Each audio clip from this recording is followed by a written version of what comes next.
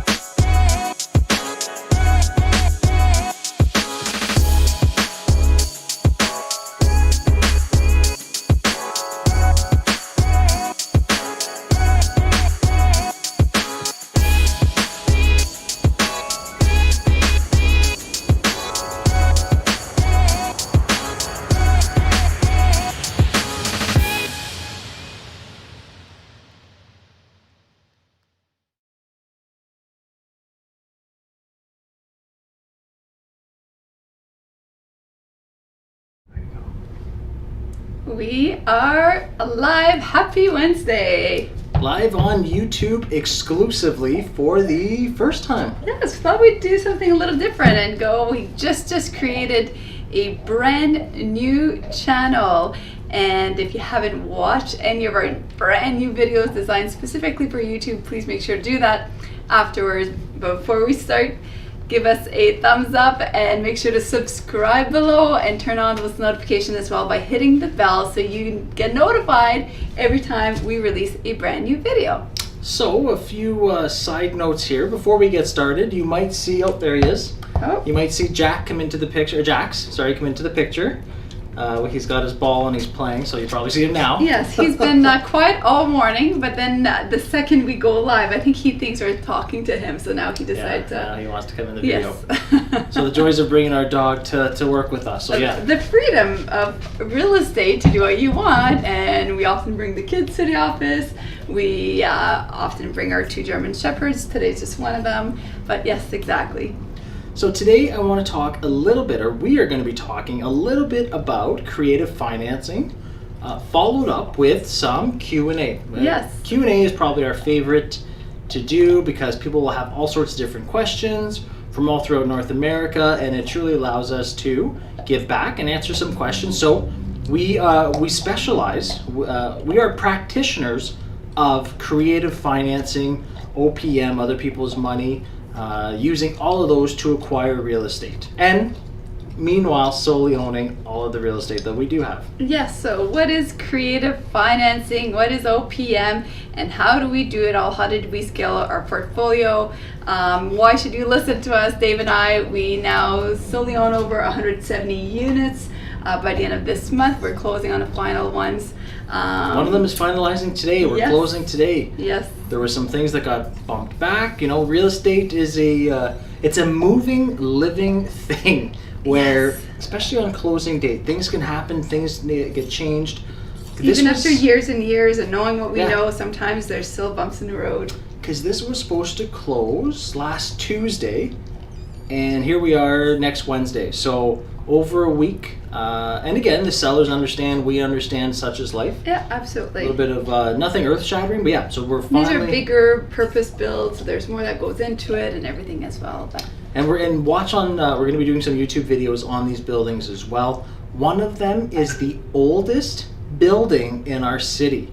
It used to be a hotel. Yes. It's across from the old train station. So let's say, and I'm not a history person, but let's say when miners or railroad or anything, fur harvesting was big here. So when they used to come into the city, they would get dropped off at the train station, and that was the first and only building in the city. And as of today, this afternoon, it will now be ours. Yeah, super excited. Has apartments, has a little bit of commercial, Has some storage in it. So it's got everything.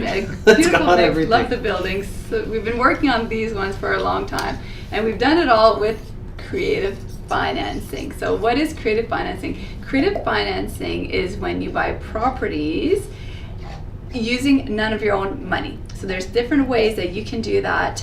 There's lots of different ways, and that's what we do. And quite often, the key is not just being set on one way, because certain things might work for one lender or one owner, something else might not work for the next. So things like owner financing or vendor take back or seller financing, that's one creative way that you can buy properties using none of your own money. And if you're thinking it can't be done in my state or it can't be done in my province, I am here to be a little bit aggressive and say, yes, it can, because we personally know people in our mentoring program across the United States, across Canada, who are buying properties using their own money through creative financing. Yeah, so this one, let's dive a little bit into this deal and the creative financing that was done. So we utilized mortgage brokers for financing, and I'm trying to think of the loan to value. So I'm not going to have the exact loan to values here, but they got us a first mortgage through a MIC. That is and I'm probably going to butcher this here. It's a mortgage investment company or corporation. So a MIC, a different, the mortgage broker found us a MIC to provide us a first mortgage. Now I think we got 70% loan to value through them. First mortgage, 70% loan to value. Purchase price, we'll talk about in other videos and that. Now, that means that we had to come up with a 30% down payment. And this is where people get hung up, because they say, I don't have the money, I can't come up with that money, the institutions won't allow it. Well, I'm here to say, look, we're closing today on a building with over 31 residential. I think there's 7, I forget the makeup of it again. Commercial and then storage. A bunch of storage units yes. as well. There's parking as well. So up to over 50 or so units. Yes. And that's none of our money. So did we have to put a down payment? Yes, you can't get away from that.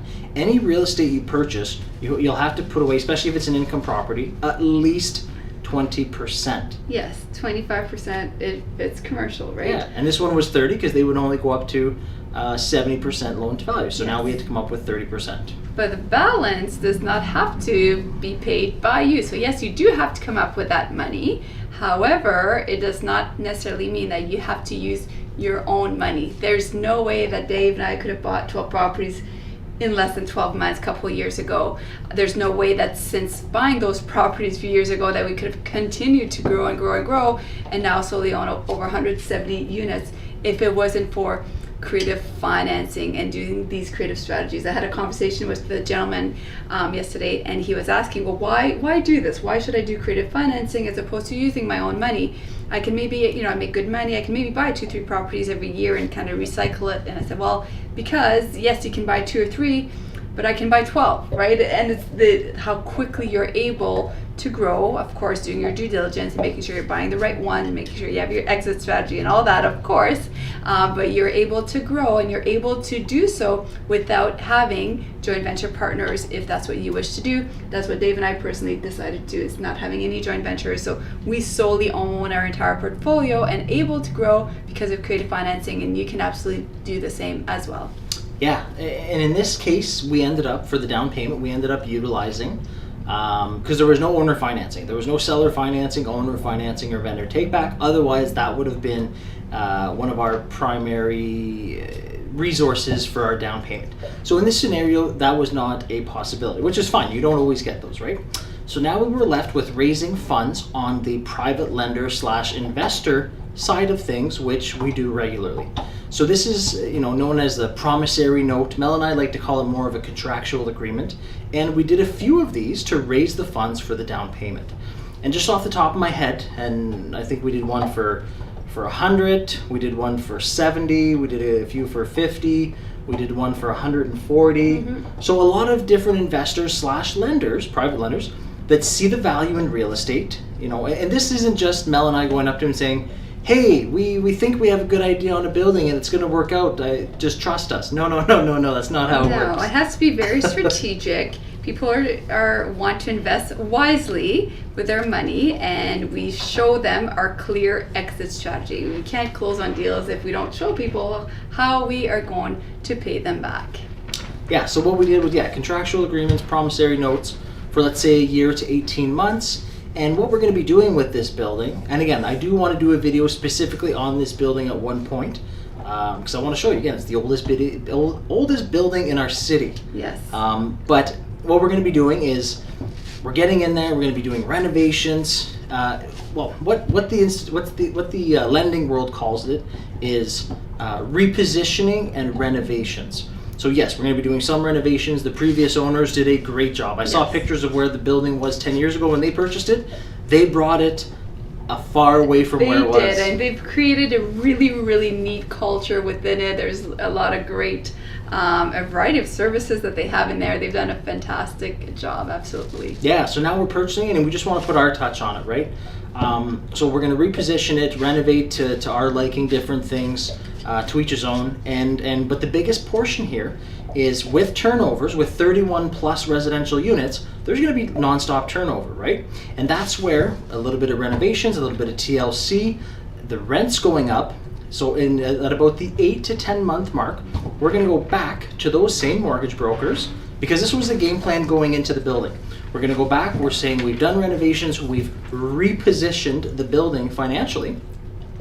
Now let's get the appraisers to come in, let's get a higher appraisal, and let's refinance it. So all those people that entrusted us with their private lending and private funds in order to purchase this real estate, we are going to pay them back with the refinance. And this is something that Mel and I love saying, and it's so true. Like, we call it a lift. When we take a building that's underperforming, and don't take that as the wrong word.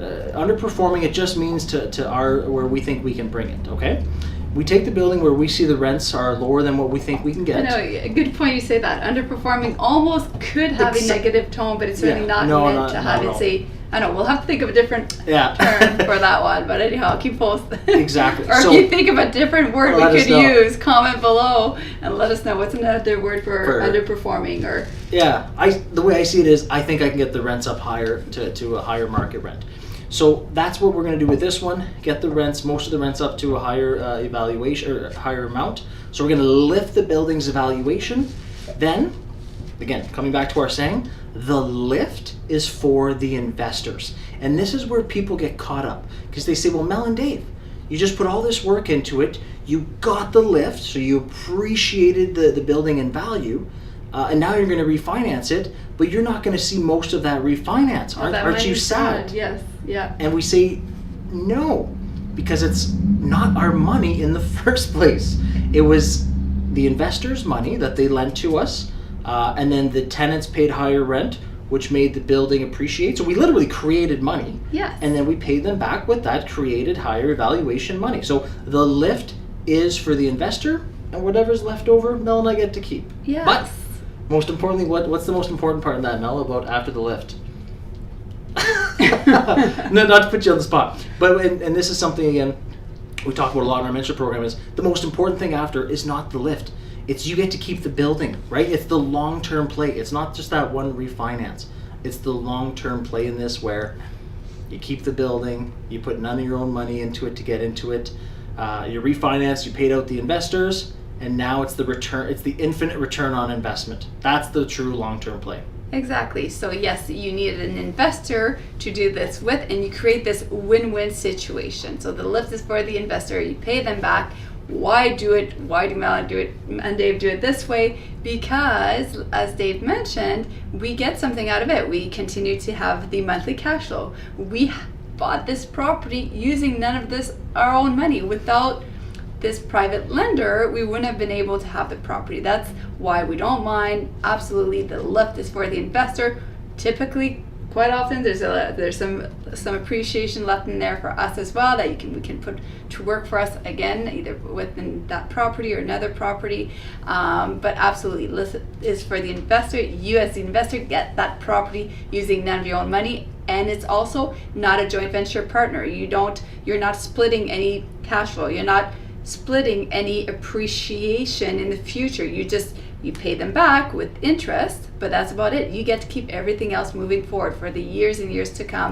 It's solely owned 100% of the equity, 100% of the cash flow, and 100% of the future appreciation as well. No, and something you said there, Mel, and we've talked about this so many times, but you pay them back with interest, okay? So I would rather pay someone interest all day, every day, slam dunk, than pay them back with equity. Because interest can be a one-year term, a one-time thing, but paying back with equity is a long-term thing that I do not want to participate in. And Mel, this is something I really want people out there, you the viewer, infinite. Reach for infinite. Everyone talks about, I'm getting X amount of percentage on my money or X amount of percentage on my return. Okay, that's great, that's awesome, hey, good for you. But in this example, with this building, we're going to get infinite return on investment.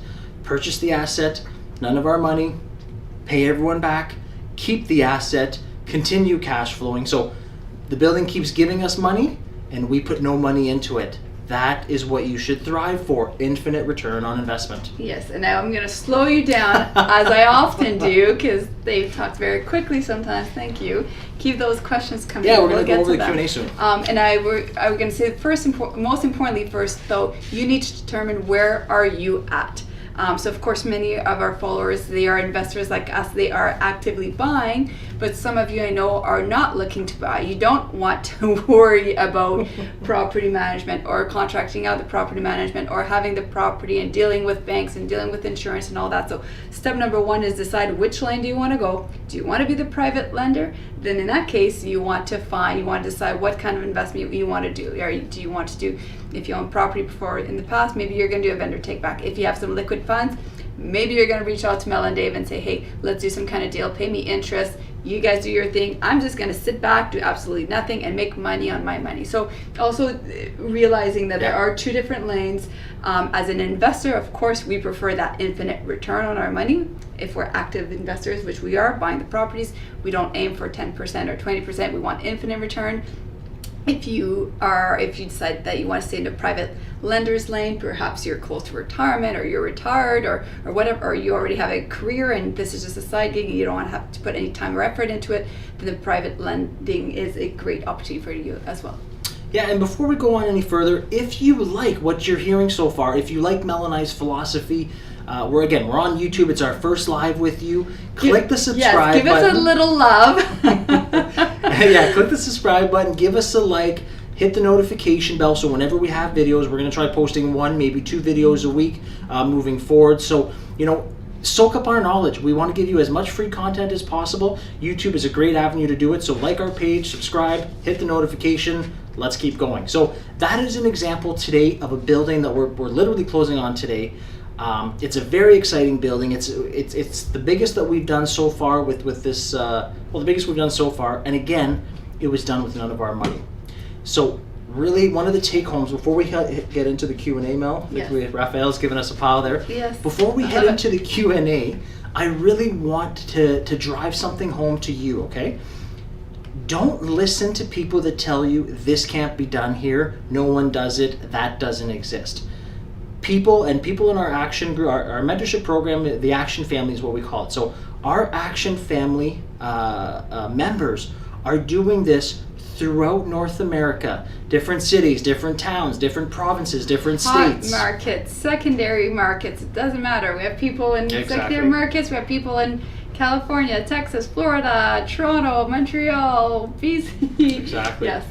So, and in secondary markets like we are as well, it can work. So before we go to the Q&A, please remember it works everywhere and anywhere. Awesome. All right, some Q&A, and please continue to ask them questions below. So Mike, afternoon guys. Hello Mike.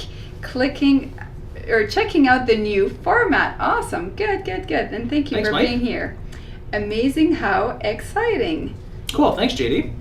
I think it was JD. I can't, yes. I'm looking at Rafael here. All right. Mohammed, hello. Do you only buy properties which needs to be renovated and fixed? So great question. We personally prefer to buy underperforming properties. Now, it doesn't mean they have to be huge flips. Sometimes they are strictly underperforming. Maybe the rents are low. Sometimes they just need a little bit of TLC, maybe a new countertop or paint.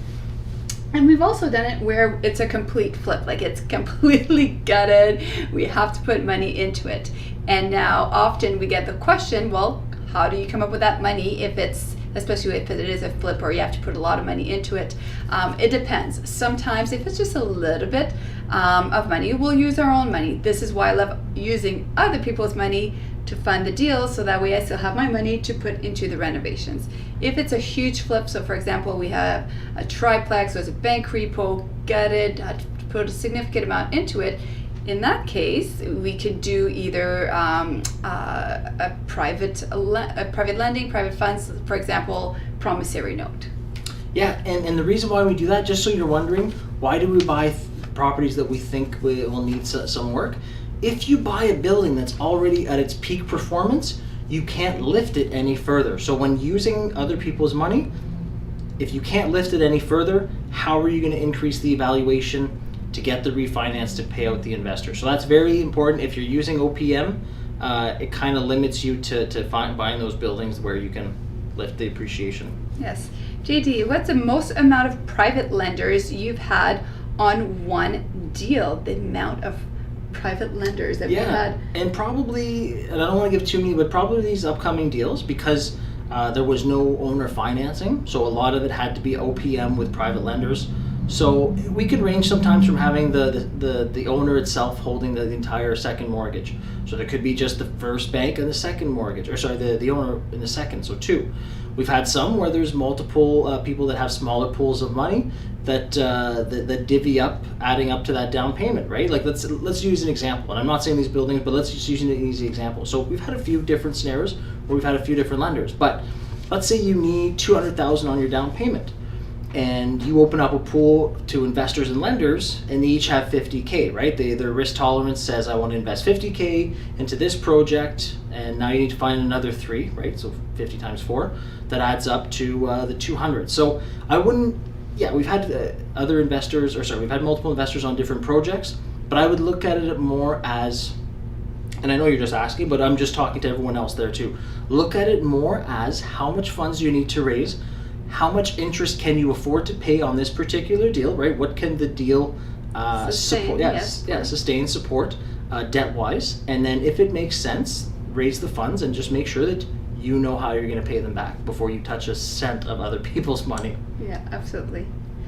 What happens if market crashes while doing renos and lift amount doesn't pay everyone out? What's the suggestion? Yeah, and that's JD? Yes. Yeah, great question, JD. And this is where it comes with experience, okay? So like, let's say these big projects right now that we're doing, I wouldn't tackle this on my first one. Like these are millions of dollars of buildings that we're purchasing, okay? Now, if this is your first time, and hey, we've been there, we've done that, right? We used to tackle $100,000 duplex or $200,000 duplexes. So it's a different ball game, but it's all relative and it's all into perspective. So let's say something happens, the market dips, you don't get the appreciation that you wanted, you don't get the lift that you wanted. There's a lot of different plans out there. So when we do our, because we stress test ourselves before we even bring it to the bank, right? We underwrite the deal. We look at our global portfolio, so our entire portfolio, and we do a stress test and we make sure to underwrite it. What happens if this deal goes sideways? We didn't get the lift we wanted, the institutions won't give us the loan to value that we're looking for. What do? We have plan A, B, C, D, E. And I'm not going to give you all of them, but this includes what equity do you have in other buildings? What reserve funds do you have? The reserve funds is important because you're not using your own money to buy the buildings. Now you have those reserve funds that other people would otherwise use as their down payment, okay? So that's one as well. And then even the extension of loans, right? Lenders understand that sometimes the markets dip. Most lenders will extend if you have a game plan, but doing these stress tests on yourself, and I suggest this with anyone, whether you're buying a single family dwelling, a condo, an apartment, a duplex, or 100 units. Look at your overall portfolio before getting into these deals, and then see if you will be able to weather a storm, and if your portfolio can help support other buildings in times of need. Yes, absolutely. And always adjust as well, right? So if you're predicting that maybe interest rate is going to go up, right? So take that into calculations when doing your cash flow analysis. So that way we always play around with numbers. This how it is. What if the interest rates go up in a couple of years? Okay, let's see how the building will be performing. So play around with your numbers, and always have that extra cushion, of course, so that way you're always prepared and have that backup plan B and C as well. Yeah, insulate yourself. What did you get, or where did you get the money to do the renovations? And I guess I kind of touched on that earlier. Essentially, I get the money from sometimes we use our own money, if it's just a small amount. Quite often we might use a private lender just to do that. Maybe we'll borrow $40,000 or $50,000 to help with the flip. We'll of course speak with the lender of where we're putting their money and show them where we're going to be doing it. And again, you got to make sure to have if you're going to spend $50,000, the lift that we forecast, it has to be way more than that. So that way, if it doesn't end up being quite as much, or something goes wrong and there's unforeseen expenses, you want to make sure to always leave yourself lots of cushion. What's your time frame for refinancing? Do you apply for refinancing after a year or longer? And great question, Mohammed. And this depends honestly on what is your project. So if I'm doing a complete gut job and a flip, I know that I'll probably be able to refinance faster, because in this case, I also want to get my tenants in faster than usual. So in that case, yes, it would be less than a year. The majority of the time it ends up being more than 1 year. And again, a lot of that is to always leave myself that cushion.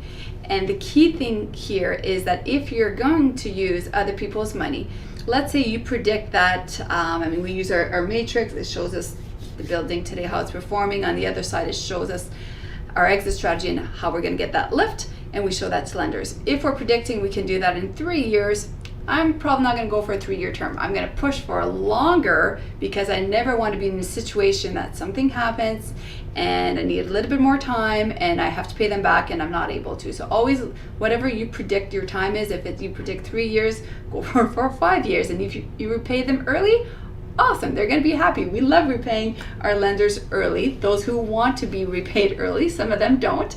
In that case, of course, we work with them as well. And the major thing that the institutions will be looking at, usually the shortest is 6 months or so, right?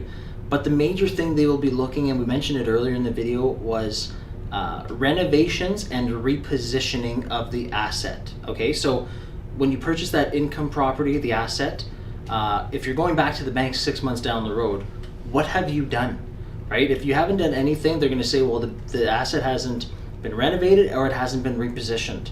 And that's where, as soon as we get, like the building we're getting today, again, it's in great shape, everything's good, but we're going to put our touch on it. We're going to do a couple of renovations that we think will help increase the value. We're going to reposition the rents as people move out. We're going to get the rents up. So when we go back in 8 months to refinance, to pay everyone out, the institution is going to see there's been renovations and there's been repositioning of the rents. So we've done that. Now they'll be able to refinance the asset and give us that higher valuation.